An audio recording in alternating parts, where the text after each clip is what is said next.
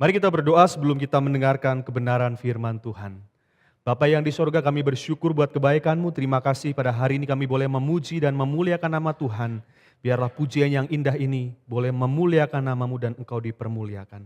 Terima kasih Bapak buat anugerah Tuhan. Pada hari ini kami mau mendengar firman Tuhan. Kiranya Engkau ampuni dosa dan kesalahan hamba-Mu. Layakkan hamba-Mu, urapi hamba-Mu dengan urapan yang baru. Dari ujung kepala sampai ujung kaki dalam menyampaikan firman Allah. Berikanlah perintah-Mu untuk kami lakukan. Berikan juga kemampuan untuk kami melakukan apa yang Engkau perintahkan. Hamba-Mu ini adalah hamba yang tidak berguna. Hamba-Mu hanya melakukan apa yang harus hamba lakukan sebagai pelayan-Mu.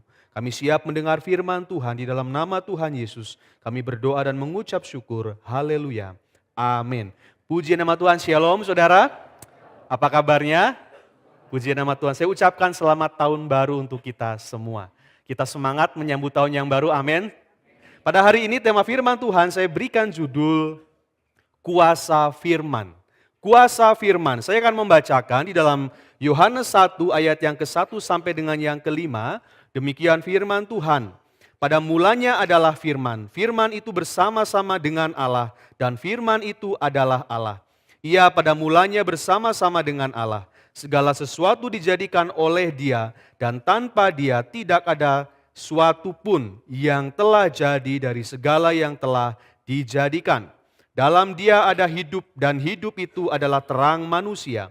Terang itu bercahaya di dalam kegelapan dan kegelapan itu tidak menguasainya. Saudara yang dikasihi Tuhan, ayat yang tidak asing untuk kita, saya rasa saudara pasti sering mendengar atau membaca ayat ini. Saya pernah membaca seorang Presiden Amerika Serikat yang ke-16, Abraham Lincoln, yang sangat mencintai firman Tuhan. Ia berkata bahwa Alkitab adalah pemberian terbaik dari Allah kepada manusia. Semua yang baik yang diberikan juru selamat kepada dunia disampaikan melalui Alkitab.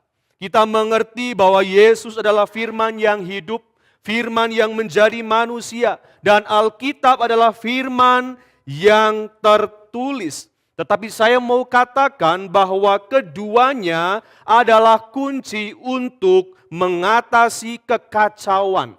Saudara perhatikan, sebelum Allah berfirman, dikatakan di dalam Kejadian 1 ayat yang kedua, dunia belum berbentuk dan kosong. Di dalam bahasa Ibrani, tohu wafohu. Hal ini menggambarkan apa? Hal ini menggambarkan satu kondisi yang kacau balau. Sebelum Allah berfirman, dunia belum berbentuk dan kosong. Tohu wafohu.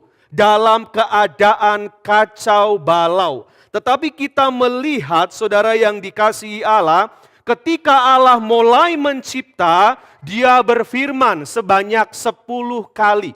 Dikatakan Allah berfirman, Allah berfirman, Allah berfirman. Dan kemudian semuanya jadi. Saudara bisa membaca di dalam Kejadian 1 ayat yang ke-3, 6 dan seterusnya. Kita akan melihat di sana Allah berfirman sebanyak 10 kali. Saudara melihat melalui 10 pernyataan Allah berfirman dari dunia yang belum berbentuk dan kosong, tohu wafohu, dari dunia yang kacau balau berubah menjadi alam semesta yang begitu teratur. Amin saudara.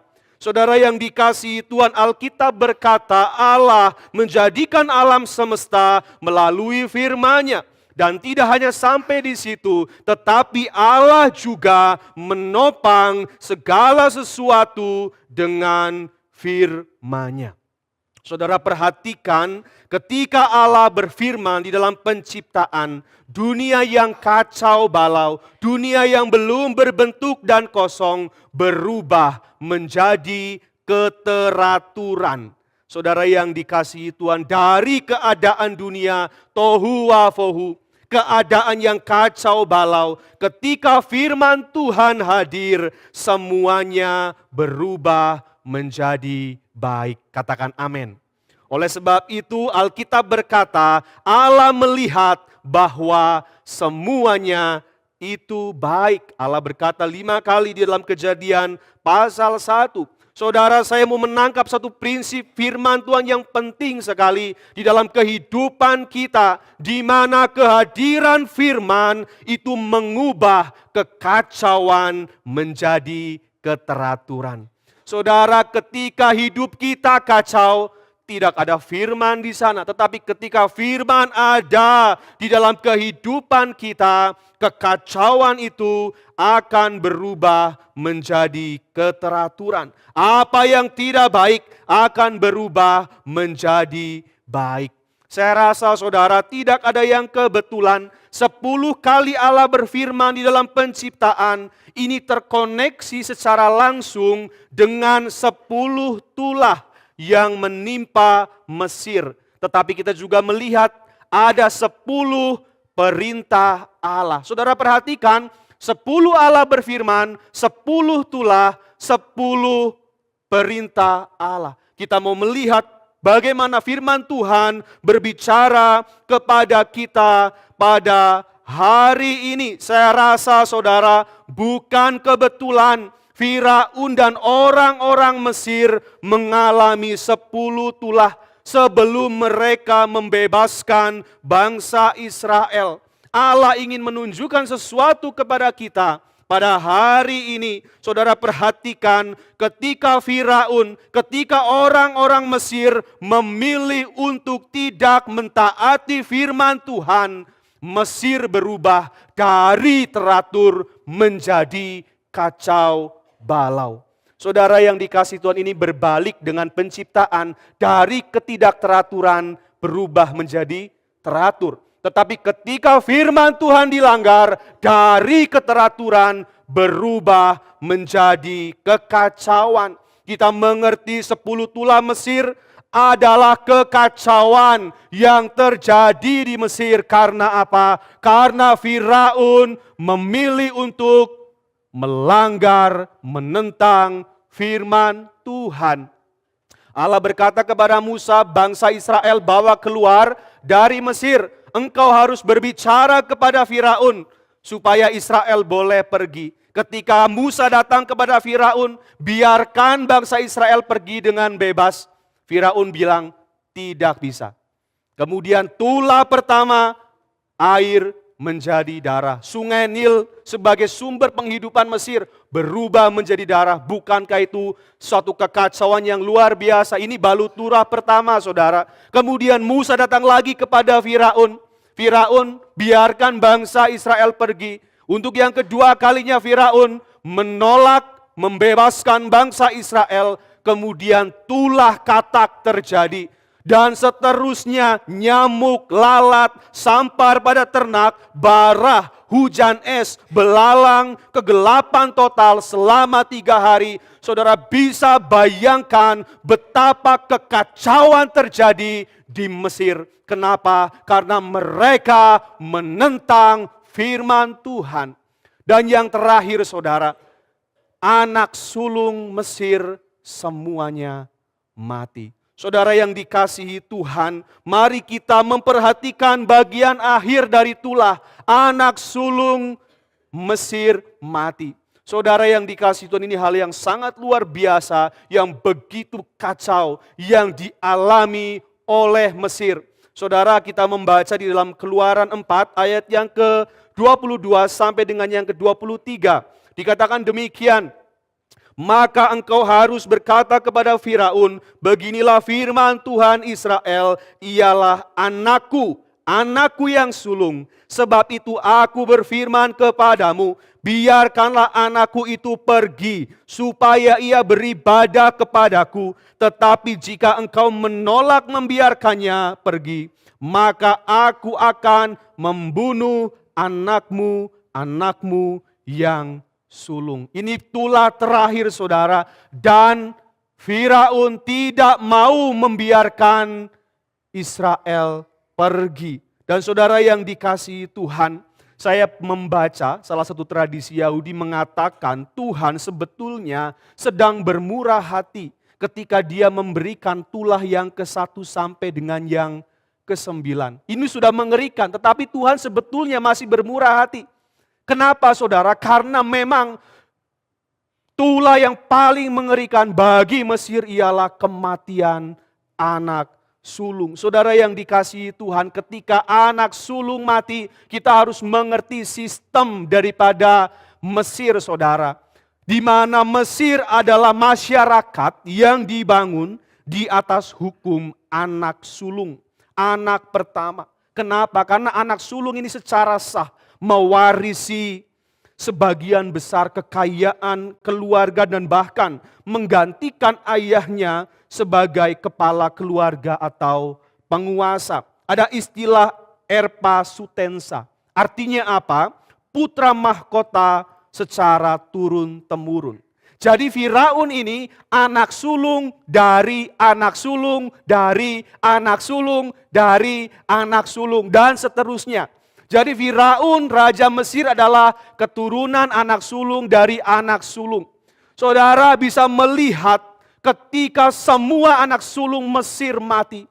Bukankah itu satu kekacauan yang sangat luar biasa bagi Mesir sendiri, saudara. Saudara yang dikasihi Tuhan, tulah ke-10 menyerang aspek terdalam orang Mesir, baik secara emosional, ekonomi, budaya, bahkan spiritual Mesir. Begitu mengerikan bagi orang Mesir. Kenapa saudara? Karena mereka memilih untuk menentang firman Tuhan. Firaun dan orang-orang Mesir menentang firman Tuhan dengan membiarkan bangsa Israel keluar, dengan tidak mau membiarkan bangsa Israel keluar dari Mesir. Dan kita melihat dari keteraturan Mesir menjadi kekacauan yang luar biasa. Saudara yang dikasihi Tuhan, 10 kali Allah berfirman, 10 tulah karena Mesir melanggar firman. Dan kita mau melihat ada 10 perintah Allah. Saudara yang dikasihi Tuhan, kita mengetahui hukum alam dan hukum rohani bekerja dengan cara yang sama. Kita mengetahui hukum alam, saudara, ada gaya gravitasi, betul? Kalau kita mengabaikan gaya gravitasi, saudara, kita lompat coba dari ketinggian 10 meter, kira-kira apa yang terjadi? Sakit, saudara, betul ya? Mending kalau langsung mati, tapi kalau sakit susah saudara hidup. Ketika kita mengabaikan hukum alam. Demikian juga hukum rohani. Ketika kita melanggar firman, itu akan merugikan kita. Saudara yang dikasihi Tuhan, Allah memberikan 10 perintah kepada bangsa Israel untuk membuat bangsa Israel berbeda dari bangsa-bangsa yang lain. Tetapi kita mengetahui ketika firman ke-10 firman diberikan kepada Israel, Israel melanggar perintah itu dengan apa? Dengan membuat Allah lain. Mereka membuat patung lembu emas. Saudara yang dikasihi Tuhan, saya akan bacakan 10 tulah, 10 hukum Allah. Dikatakan demikian, jangan ada padamu Allah lain di hadapanku, jangan membuat bagimu patung, jangan menyebut nama Tuhan Allahmu dengan sembarangan, ingatlah dan kuduskanlah hari Sabat, hormatilah ayahmu dan ibumu, jangan membunuh, jangan berzina, jangan mencuri, jangan mengucapkan saksi dusta tentang sesamamu, jangan mengingini milik sesamamu. 10 hukum ini tersimpul dalam 2 hukum, kasih kepada Allah dan kasih kepada manusia. Tetapi kita melihat ketika hukum diberikan, bangsa Israel melanggarnya dengan membuat patung lembu emas. Dan mereka juga melanggar firman dengan pelanggaran-pelanggaran yang lain. Firman Tuhan katakan di dalam Bilangan 14 ayat yang ke-22 sampai dengan yang ke-23, demikian firman Tuhan.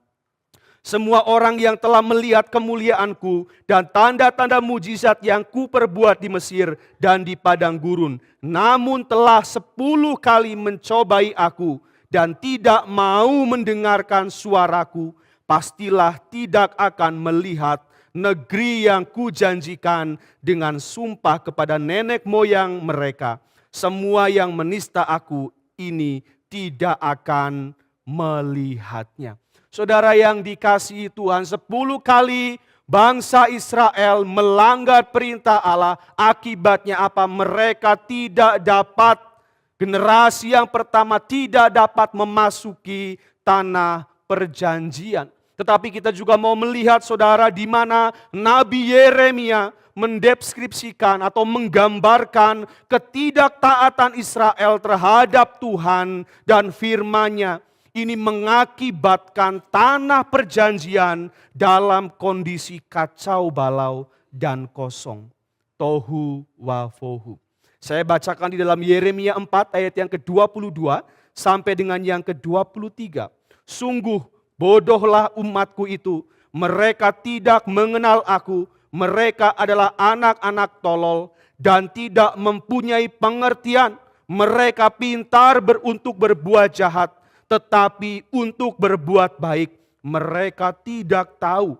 Aku melihat kepada bumi, ternyata campur baur dan kosong. Tohu wa vohu, kata yang sama dalam Kejadian 1 ayat yang kedua muncul di sini.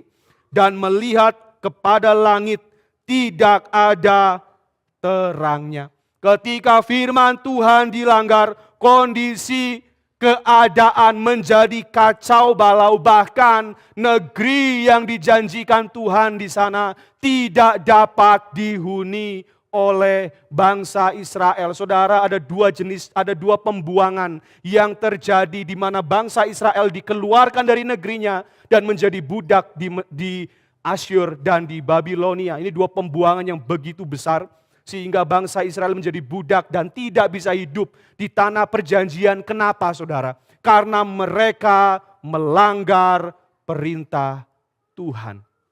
Saudara yang dikasihi Tuhan, mari kita melihat dari sisi teologis, pembuangan Israel adalah hukuman atas ketidaksetiaan mereka kepada Allah dan firman-Nya.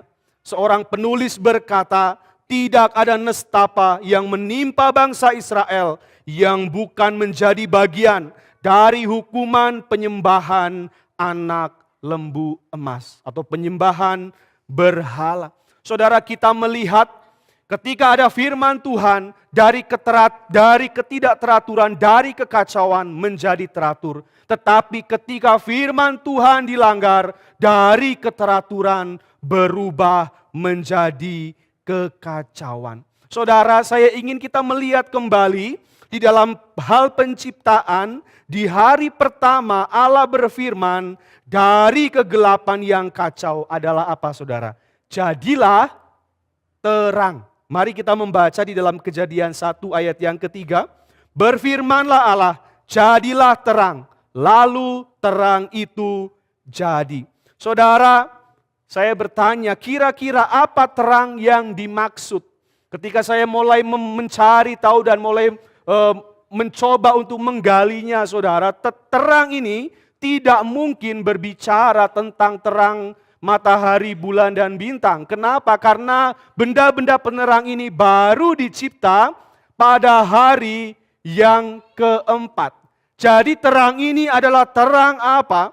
Di dalam tradisi Yahudi, terang ini adalah terang dari cahaya surgawi, dari manifestasi kehadiran Allah. Terang ini adalah terang Allah sendiri. Amin, saudara.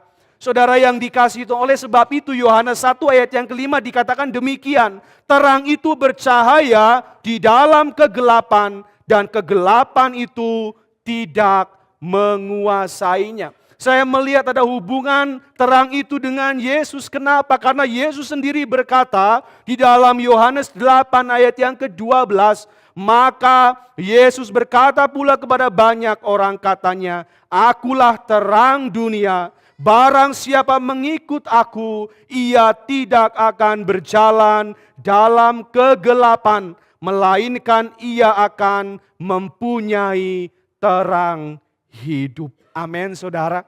Saudara, kita melihat bagaimana hubungan terang dan firman Tuhan memiliki makna rohani yang sangat penting. Saudara, kehidupan kita tidak dapat berlanjut tanpa terang. Betul saudara? Saudara membayangkan ketika matahari tidak terbit, kemudian tidak ada pencahayaan, semua sumber energi listrik yang menerangi kita melalui lampu ini saudara, tiba-tiba semuanya mati, matahari tidak muncul, kegelapan terjadi. Kira-kira saudara, kita bisa hidup enggak saudara? Enggak bisa saudara. Kita perlu yang namanya terang. Kita mengetahui manusia memiliki dua jenis kehidupan. Bios, kehidupan jasmani saudara, daging ini. Biologi. Dan kehidupan zoe, kehidupan rohani. Saudara, terang dibutuhkan untuk kehidupan bios. Untuk kehidupan biologi. Supaya kita bisa tetap hidup. Tumbuhan kalau enggak ada matahari mati saudara. Karena enggak ada fotosintesis. Demikian juga dengan kehidupan zoe kita. Tanpa firman Tuhan, kehidupan rohani kita tidak dapat hidup. Kita membutuhkan terang untuk kehidupan biologis kita. Kita juga membutuhkan firman Tuhan untuk kehidupan rohani kita. Jadi saudara, jangan pernah abai dengan firman Tuhan. Kenapa? Karena Yesus sendiri berkata, manusia hidup bukan dari roti saja, tetapi dari setiap firman yang keluar dari mulut Allah. Oleh sebab itu Mazmur 36 ayat yang ke-11 dikatakan demikian. Sebab padamu ada sumber hayat, di dalam terangmu kami melihat terang. Saudara, firman Tuhan sumber hidup. Di dalam terang Allah kita melihat kebenaran, kita melihat terang. Betapa penting kita memperhatikan firman Tuhan. Saudara yang dikasihi Tuhan, saya mau mengajak kita bersama-sama di tahun yang baru ini. Mari kita memperhatikan kehidupan kita. Apakah kita sudah membutuhkan Alkitab lebih dari sekedar kita ingin makan makanan jasmani? Atau apakah kita mungkin lupa dengan firman Tuhan tetapi lebih memilih kehidupan yang berbicara tentang perkara-perkara jasmani? Saudara yang dikasihi Tuhan, di dalam kitab Ulangan pasal yang ke-28, Allah memperhadapkan umat Israel dengan berkat dan kutuk. Saudara bisa baca Ulangan 28, diperhadapkan bangsa Israel dengan berkat dan kutuk. Berkat bagi mereka yang mentaati firman-Nya, tetapi kutuk bagi mereka yang tidak mentaati firman Tuhan. Saudara, saya akan membacakan satu bagian firman Tuhan di dalam Ibrani 4 ayat yang ke-12. Demikian firman Tuhan, sebab firman Tuhan Allah hidup dan kuat dan lebih tajam daripada pedang bermata dua manapun. Ia menusuk amat dalam sampai memisahkan jiwa dan roh, sendi-sendi dan sumsum. Ia sanggup membedakan pertimbangan dan pikiran hati kita. Saudara, saya bawa pedang di sini saudara. Siapa yang mau pedang ini saudara? Wah. Ternyata ada suaranya saudara, saya baru tahu. Saudara anggap saja ini pedang bermata dua. Jadi dua sisinya ini punya ketajaman saudara. Sisi yang satu tajam, sisi yang lain juga tajam. Firman Tuhan dikatakan seperti pedang bermata dua. Jadi dua sisinya memiliki ketajaman. Saudara, saya mau katakan firman Tuhan bisa mendatangkan kutuk jika dilanggar, tetapi jika ditaati bisa mendatangkan berkat. Inilah dua sisi ketajaman dari firman Tuhan. Di satu sisi mendatangkan terang jika ditaati, di satu sisi mendatangkan kegelapan jika dilanggar. Firman Tuhan mendatangkan keteraturan jika ditaati, tetapi jika dilanggar mendatangkan kekacauan. Firman Tuhan memberi kehidupan jika ditaati, tetapi juga firman Tuhan membawa kematian jika dilanggar. inilah kedua sisi ketajaman daripada firman Tuhan. Saya melihat saudara gambaran firman Tuhan seperti pedang bermata dua. Ini menjelaskan satu kebenaran yang begitu dalam dan luar biasa. Saya mengutip tulisan seorang penulis saudara, dia mengatakan demikian.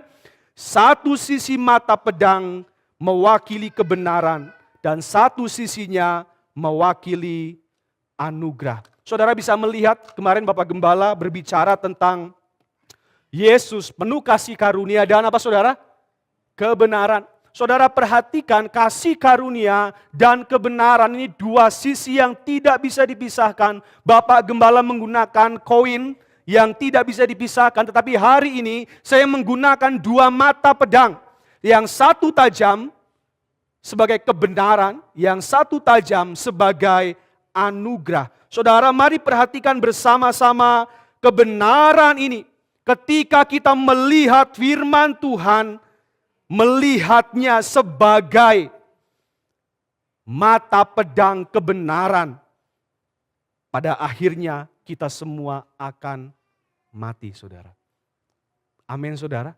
Kita harus aminkan ini kebenaran. Ketika kita melihat mata pedang kebenaran, kita akan mati. Kenapa? Karena manusia berdosa. Kita semua adalah pelanggar-pelanggar hukum. Inilah yang dikatakan oleh Paulus di dalam Roma 7 ayat yang ke-21 sampai 24. Demikianlah aku dapati hukum ini, jika aku menghendaki berbuat apa yang baik, yang jahat itu ada padaku. Sebab di dalam batinku aku suka akan hukum Allah, tetapi di dalam anggota-anggota tubuhku, aku melihat hukum lain yang berjuang melawan hukum akal budiku dan membuat aku menjadi tawanan hukum dosa yang ada di dalam anggota-anggota tubuhku. Aku manusia celaka, siapakah yang akan melepaskan aku dari tubuh maut ini? Saudara perhatikan, jika kita melihat firman Tuhan dari satu sisi mata pedang kebenaran, Paulus katakan, aku manusia celaka. Paulus menyadari sebagai pelanggar hukum, sebagai pelanggar kebenaran, sebagai pelanggar firman. Kebenaran firman yang sangat tajam membawanya kepada kematian. Tetapi saudara, kita melihat Paulus tidak hanya melihat mata pedang yang tajam itu sebagai kebenaran saja. Karena jika demikian, kita semua pasti binasa. Kenapa? Karena kita semua pelanggar-pelanggar hukum. Paulus juga melihat bahwa firman Tuhan dari sisi mata pedang anugerah. Amin, saudara.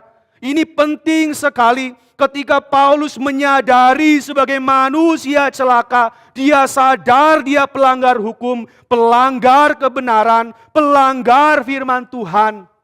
Tetapi ketika dia bisa melihat anugerah firman Allah yang begitu tajam menyelamatkannya dari kematian. Saudara yang dikasihi Tuhan, oleh sebab itu Paulus berkata ketika dia melihat mata pedang dari sudut pandang anugerah, dia berkata, Roma 7 ayat yang ke-25, syukur kepada Allah oleh Yesus Kristus Tuhan kita. Saudara, mari kita melihat betapa berharganya Yesus bagi kehidupan kita. Tanpa Yesus, kita hanya akan melihat mata pedang kebenaran yang akan membinasakan kita, yang akan menghukum kita, karena kita semua adalah pelanggar-pelanggar hukum. Tetapi karena Yesus hadir, kita bisa melihat mata pedang anugerah. Amin, saudara.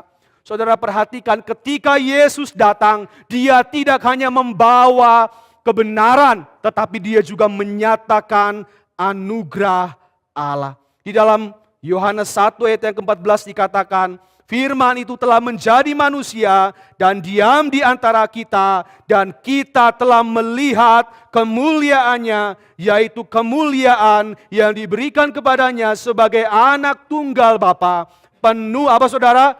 Kasih karunia dan kebenaran. Saudara lihat Betapa berharganya Yesus bagi keselamatan umat manusia. Ketika dia datang ke dalam dunia, Yesus menyatakan kebenaran Allah, tetapi juga Yesus menyatakan anugerah Allah.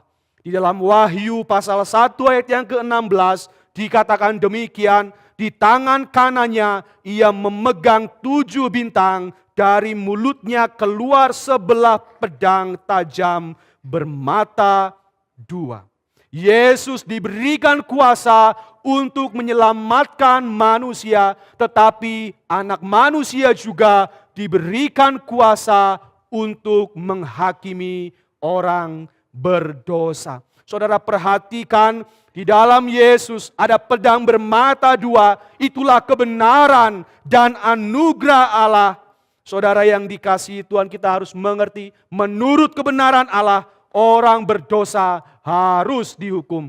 Tetapi menurut anugerah Allah, manusia berdosa boleh beroleh keselamatan. Amin saudara. Bagaimana firman Tuhan katakan, ketika kita percaya kepada Yesus, mengakui dia sebagai Tuhan dan Juru Selamat, Yesus yang lahir, mati dan bangkit naik ke surga, dialah Juru Selamat kita. Orang yang menerima Yesus melihat Allah sebagai anugerah yang menyelamatkan. Tapi orang yang menolak Yesus melihat firman sebagai kebenaran yang menghukum.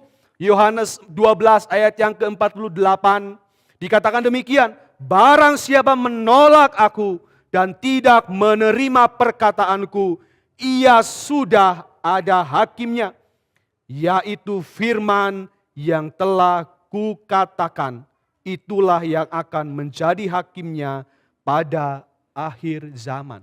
Yohanes 3 ayat yang ke-18, barang siapa tidak percaya kepada Yesus, mereka sudah berada di bawah penghukuman.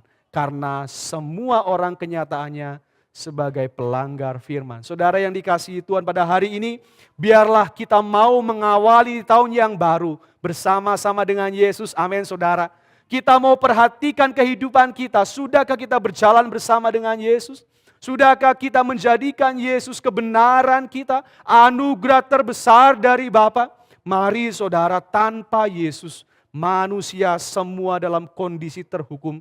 Tetapi oleh karena Yesus kita mendapatkan anugerah Allah. Dan ketika kita mendapatkan anugerah Allah, Roh Kudus diam di dalam kita, hukumnya dimeteraikan di dalam hati kita. Disitulah kita mempunyai kesanggupan untuk melakukan apa yang berkenan kepada Allah. Amin buat firman Tuhan. Tepat saudara, habis waktu saya. Mari kita berdoa.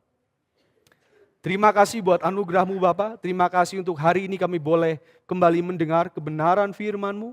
Biarlah firman Tuhan hari ini boleh mengajarkan kami. Kami perlu memperhatikan betapa Engkau kasih, tetapi betapa Engkau keras juga Tuhan. Dan kami melihat di dalam Yesus Kristus, kami melihat ketika orang melanggar firman, kebenarannya orang berdosa harus dihukum. Tetapi pedang tajam itu tidak hanya satu sisi menghukum, tetapi juga menyelamatkan. Ketika kita melihat anugerah di dalam Tuhan Yesus Kristus, kami bersyukur biarlah kami yang mengerti hari ini boleh memberitakan kebenaran ini kepada orang di sana, sehingga mereka melihat firman tidak hanya sebagai firman dari sudut ketajaman kebenaran yang akan menghukum, tetapi firman dari sudut ketajaman anugerah di dalam Yesus Kristus yang akan menyelamatkan manusia. Kami dimampukan untuk kami melakukan kebenaran-Mu. Ketika kami gagal, kami datang kepada Yesus. Tuhan, ampuni kami manusia berdosa, ada kegagalan yang kami lakukan. Engkau setia dan adil, Engkau mengampuni kesalahan kami. Kami bersyukur Tuhan, kami adalah orang-orang yang sudah merdeka di dalam Engkau.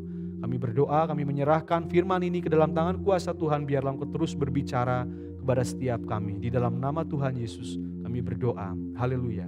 Amin.